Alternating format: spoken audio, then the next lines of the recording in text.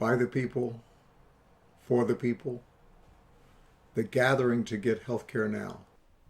Poems, chapter 5.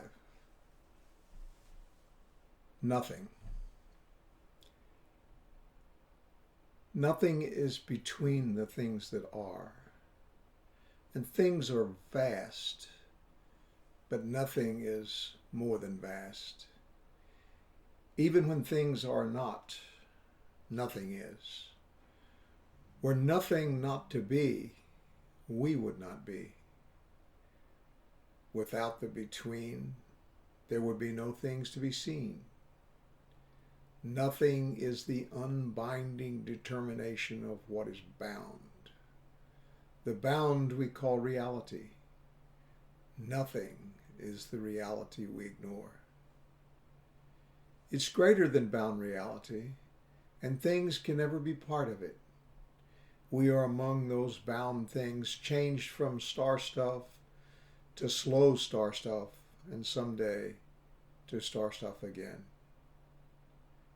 Our changes occur within the nothing that is.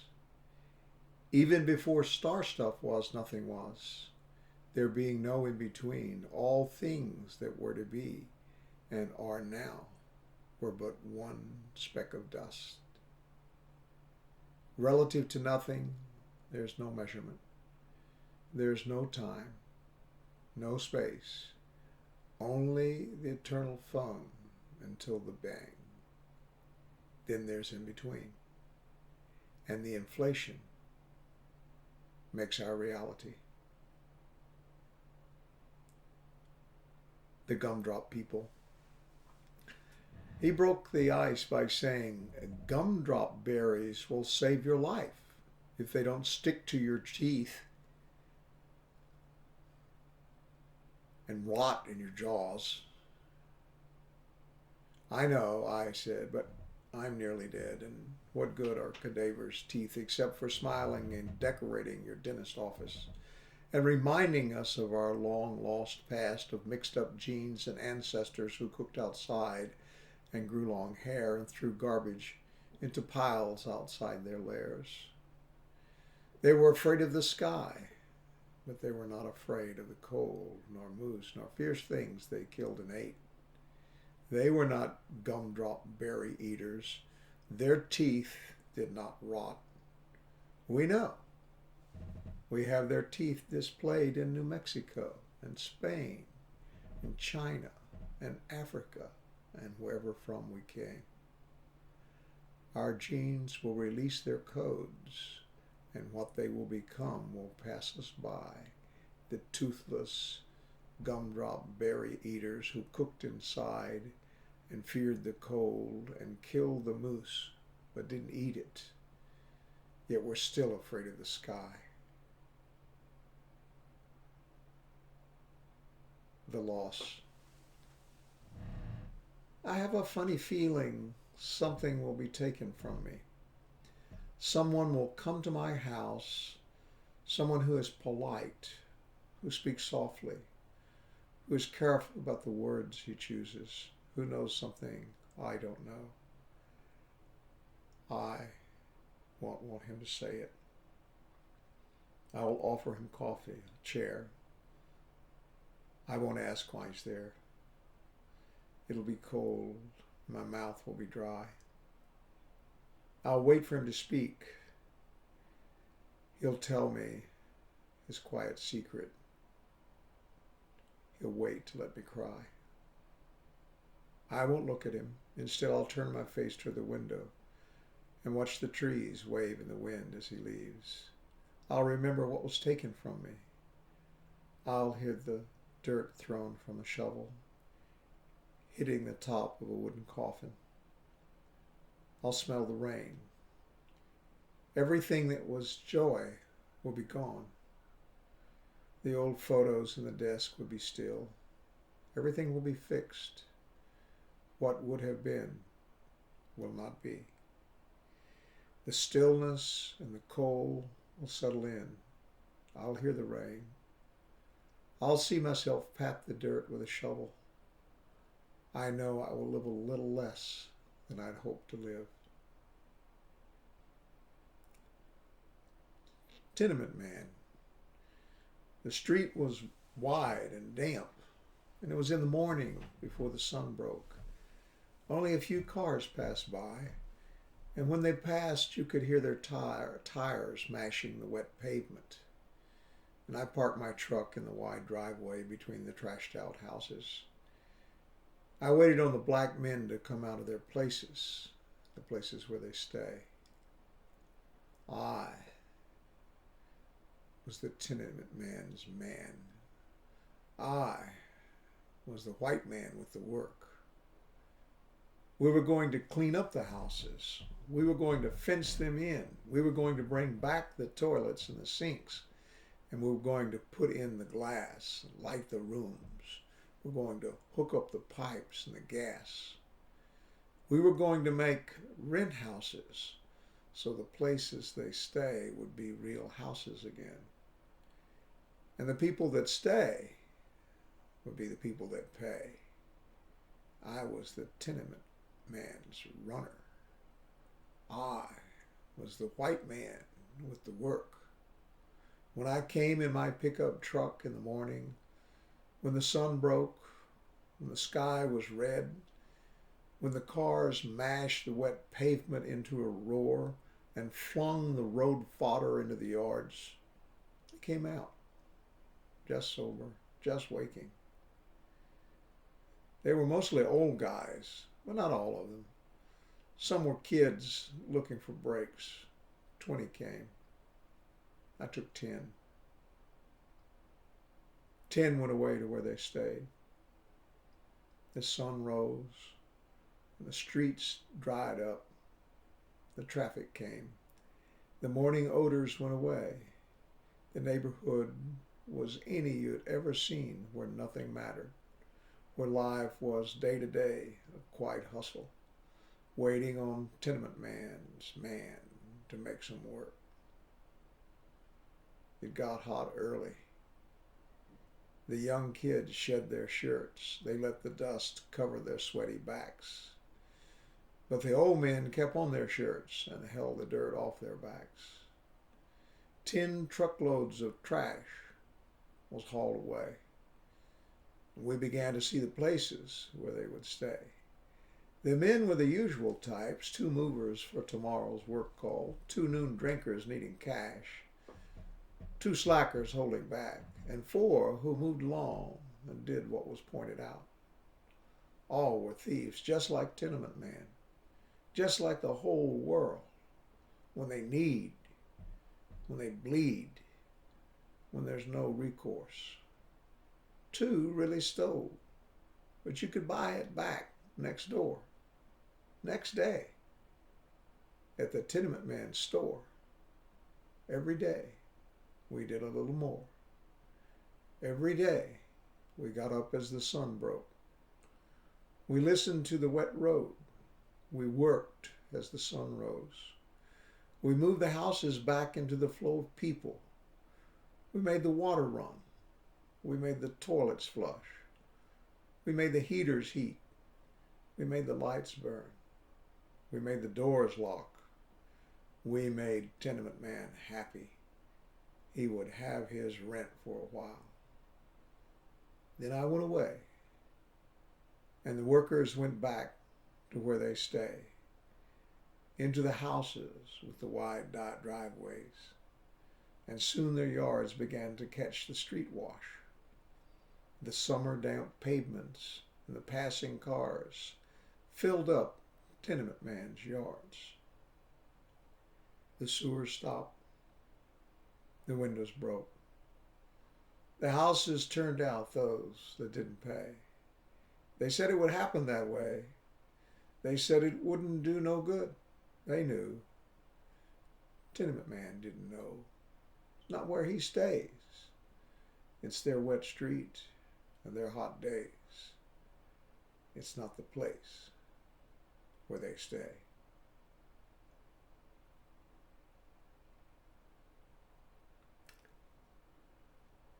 New poem. Not all of this is true. It's history. I don't piss off everyone. Some people don't really know me that well. When I remember the last 40 years, I know why I'm apart from people and why, when I'm close, they get so angry. The first day of school, I ran away. I hid in my grandmother's closet, and she found me and took me back to school. And I asked them to change my teacher, and to my surprise, they did. They kept me for the full 12-year sentence. It seemed to me they were pissed off the whole time. When I was released from school, I went away to serve my country as a missile man in dark vans with green screens and plotting boards. There, in the vans with the green screens and the plotting boards, we played war every day, never knowing for sure if it were real. Bells rang and missiles were raised, and we counted down to the end of man, or failsafe, whichever switch was thrown. I was forever tired, poisoned by the food I ate into a sound sleep from which I was continually awakened. Our clocks were marked in Zulu hours. Watching them made me grow old faster. I counted the days. I turned the wheels that tracked the missiles. I hid in the dark vans and stared blankly at the green screens. I listened to the scratching of the plotting pens. Finally, my country let me go. I ran back to school, this time not a prisoner, not afraid. I stayed. It was the best of time for someone who had just awakened, a young man full of insensitivities and zeal, but comparatively old and wise, having served his country and having lost all illusions about such work. I had married as soon as I was allowed to marry to get out of the army barracks. We had 2 children while I played war, and she became a teacher.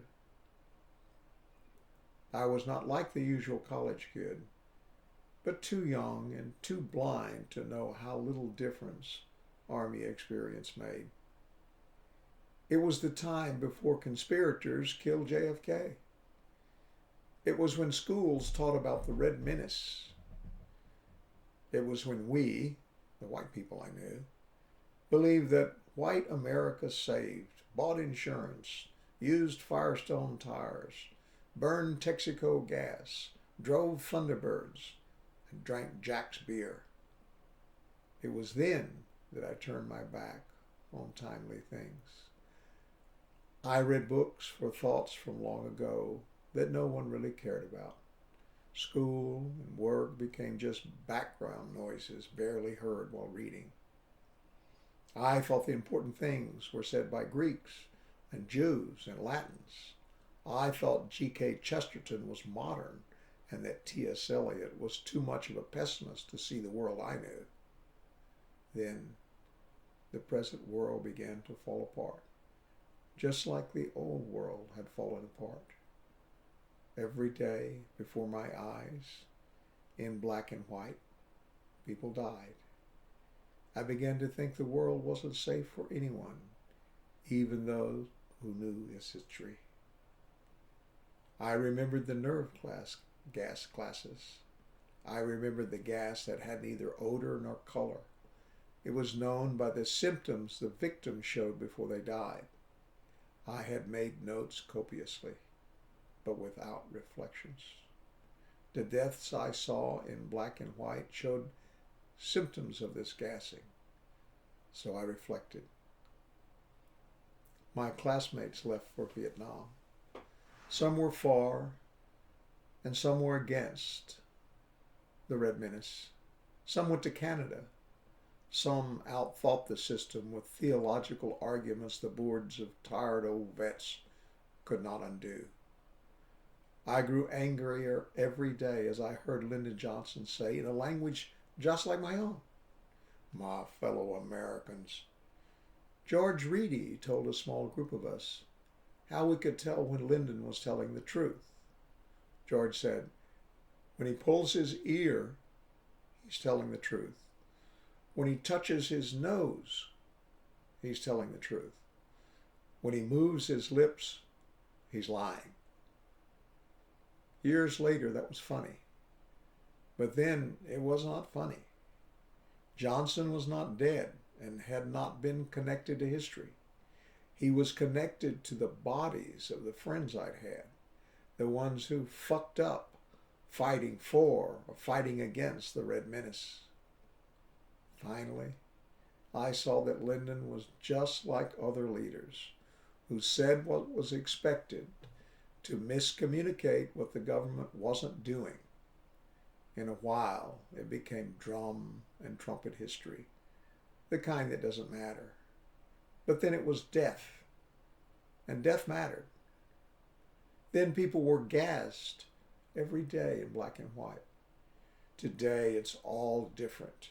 Today, they're starved in living color. Nothing. I did nothing then. Today, I still do nothing. I piss off people, except the ones who don't know me that well. A whole age has passed, an age of costumed people. Some look like motorcycle freaks. Others dress like Indians. The Indians dress like insurance men. The masses wore the costumes of their peers, plaids for carpetbaggers, now regarded as Southern financiers at Tulane, pinstripes for big shots and bagmen, now fallen into disrespect because their bottom lines are below the TV evangelist. Golf clothes for entrepreneurs, now no longer oil men and bankers. Blue jeans, white shirts, and ties for assistant managers. Some costumes never change. Men's suits for businesswomen. Secretaries, of course, wore their salaries on their backs. I wore golf clothes. I wanted to be mistaken for an entrepreneur, so as to avoid being taken for an assistant manager or bagman. When Nixon said he wasn't a crook, I had adopted a grand plan for working on impossible socioeconomic problems. Of course, there are noble aspects to any enterprise. Buy term and squander the difference. Capitate doctors and hospitals. Proposition away bad government. Make love, not war. Cheering for these causes made me feel better. Not about protesting the gases and starving of mankind. Things got better, though. I received a presidential pardon from a friend of Gerald Ford for crimes I might commit. Nixon and all of us who received the pardons felt more secure about our past and our retirements. It was the last great noble act I can remember. It started the age of electronic salvation. The dark-haired, look-alike, sound-alike evangelist marched across the fuzzy screens of white middle-class America. These glad-handers taught us good feelings through avoiding guilt, as they quoted long passages from ancient Hebrew writings while they begged for money. They were all divine doctors, except for the self-chosen. That great word, doctor, had fallen from the titles of the lovers of wisdom and onto the TV preachers, and also onto the transcripts of gym teachers and masseurs and ticket fixers and social workers and barbers. I had read of this decadence. It was not new to me. I had read history. In the middle of this whirlwind of junk and money and plastic cards for trading and false masks for picture taking, there were two songs sung by Dr. Hook. Last Morning and The Things I Didn't Say. Those sounds redeemed the world through hope born of heartache. They unmask the muddle of our lives in simple lyrics and poetry. I still can't understand why Ludwig Boltzmann committed suicide after he had written K-Log W. and why Dwight Eisenhower didn't when he shot Private Slovik. It has something to do with bad character. It has nothing to do with love. The lovers are all dead. I've watched them all die, shot up with dope, spread eagle in the middle of their papers, wishing they had made a difference. Now I don't care if people are pissed off. Now I watch the mockery of higher organization and the mocks being led around by their dicks, while the abundantly fed have another free lunch. And so-called white trash, niggers, Indians, wetbacks, and gooks get to buy used cars and used houses and work in restaurants and send their kids to public schools. Everyone's not a cynic. Some people still recycle cans, teach Girl Scouts, grow flowers, play the piano. They're like the Truman family before the war ended. I saw a man drinking tap water and not wearing a rhodometer. He was not a cynic. He was a Methodist, and his children went to private schools. And on Sundays he took them to church, where they prayed for the bishop, and for the country, and for the poor. When everyone sang, he prayed that his marriage would last, that he would get more money, that he would not be audited, that his daughter would not get pregnant until she left home, that the dick that did it would be a Methodist mechanic. Last week I listened to Lenny Bruce's last performance. I had forgotten what a strict moralist he was. I had forgotten how much he loved Puerto Ricans, blacks, Moses, and Jesus, and how little he loved cardinals and the mafia. And finally, how he hated his life. My uncle died in jail after having been beaten by a guard. He hated his life too. He wasn't cynical. He always thought he would change and that he was wrong. But he still stole the cardinal's ring and traded it for smack, which is why the guard beat him. His daughter married a mechanic. I never see them. If I did, it would be very pleasant because they just don't know me that well.